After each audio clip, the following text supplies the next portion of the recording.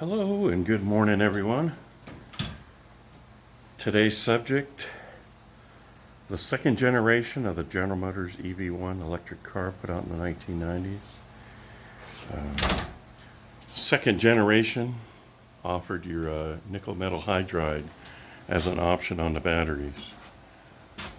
So, first generation lead acid only, and we're going to cover that.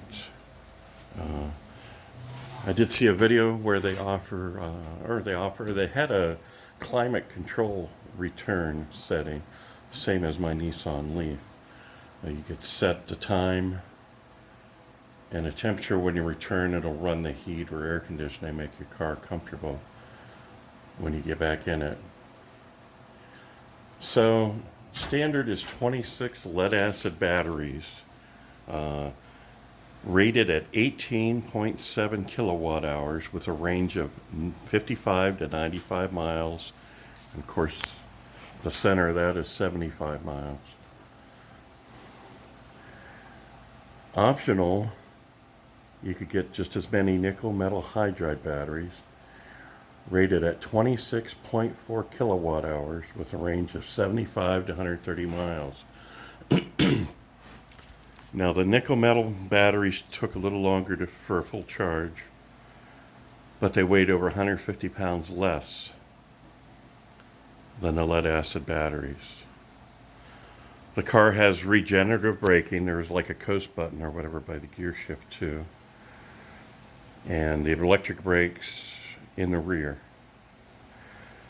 The car is brake by wire. The engine's rated 137 horsepower, which with electric torque is plenty. And it's just over 100 foot-pounds of torque. I think 110 foot-pounds of torque. So the steering, electro-hydraulic, same as my Nissan Leaf.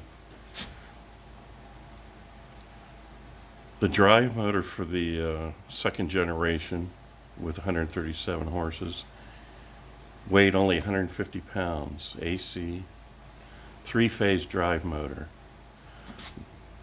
The car came with Michelin self-sealing tires, no spare, no jack, savings of weight, and the wheels were specially manufactured. They're about 8 pounds a piece in aluminum. This is inductive charging. They were scared of contacts or something being electrocuted. And it ran on 220 volts. The lead acids took 5.5 to 6 hours, and the nickel metal hydride took about 6 to 8 hours, and that's 0 to 100%. And they even mentioned in the brochure going 20 to 80%. So that's not something new. That comes from the 90s. Your 0 to 60 speed is 8.2 seconds. And they're limited to an 80 mile per hour top speed. Now the drag coefficient's pretty impressive. The rear wheels sit narrow compared to the front wheels, just the opposite of a smart car. 0.19 is very impressive. And I wonder if it's like the Ford Probe where they got the design for maybe a wind tunnel test subject that they used. So it says in 1994 in the brochure that the modified EV1 broke a land speed record of 183 miles per hour in 1994. So I put just from the original Leaf brochure. Original Leaf came out with 24 kilowatt hours. That's just a little less than the nickel metal hydride batteries that were optional in the second generation EV1. And it only had a 100-mile range, but it did have 5-passenger seating, where the EV1 is just, it's like a 2-passenger sports car. And the weight of the Nissan Leaf is 3,370 pounds. And the EV1, I imagine that's with the lead acids or whatever, is just over 3,000 pounds. So there's like a 300-pound weight difference, which is actually pretty impressive for the Leaf. Because the GM EV1, it has a aluminum spot welded frame underneath. So everybody thinks that's a waste of money, waste of time, this thing, but so much was used on this car for producing all other electric cars. And I don't think anything was wasted. They learned a lot. And plus, they handed off those cars to universities and museums and stuff. So there's more being learned on them than they ever could imagine. But yeah, I just framed this. So that's my photo, an HDR photo of an EV1 with a clear coat damage and the fender skirt falling off. And that's the second generation brochure inside, in case you think I just make numbers up. And there's the first generation Nissan Leaf brochure.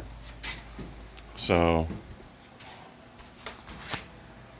pretty interesting car.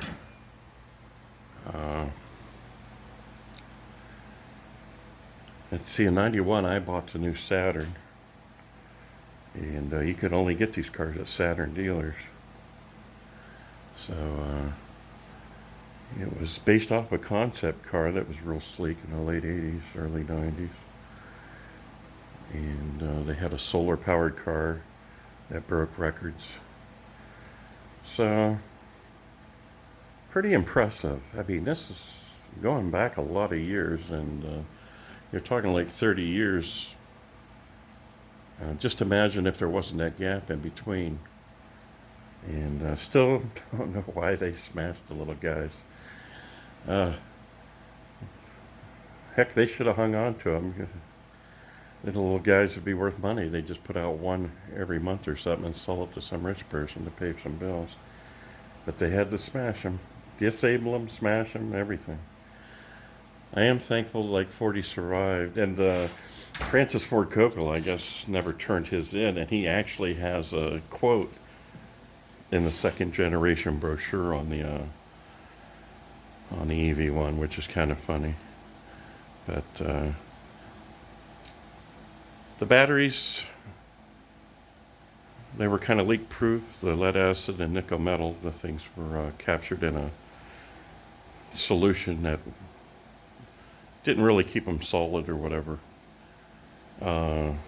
We used that kind of stuff on the railroad, gel batteries and stuff, but still want to go back to the railroad and see what the heck we had. We had batteries that were older than me. There was so much sediment in the bottom, just putting tap water in to keep them going. But they only put out 2.5 volts each. But the whole railroad's run on batteries, and then it's just on a constant charge. It's all in case the power goes out. So I figured I'd share this with you, and I should get it posted today, and we'll do one on the original Leaf, and we'll compare that again to the EV1. So, second generation offered the nickel metal hydride batteries, and there's the range right out of the brochure. Pretty cool. All right, have a great day. Be safe out there.